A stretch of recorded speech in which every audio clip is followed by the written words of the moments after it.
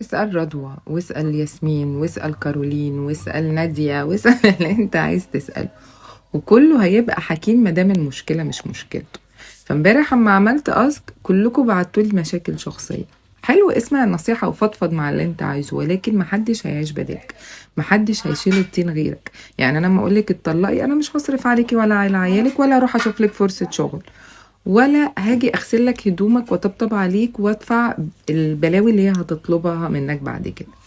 واللي ينفعني مش هينفع غيري، يعني ممكن اتطلق بكره تاني يوم اشتغل واقف على رجلي، وغيري ممكن ينتحر، وغيري ممكن ينهار، وغيري ممكن يخبط ويعرف دي ويسيب دي ويعمل.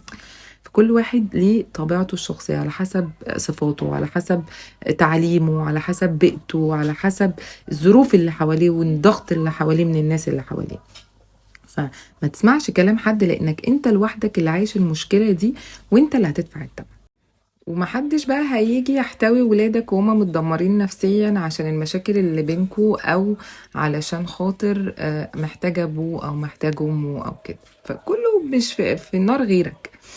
وكل اللي بينصحوكوا اكترتهم مطلقات. يعني لو بصيتوا كده وركزتوا هتلاقوا كان القرد نفع نفسه.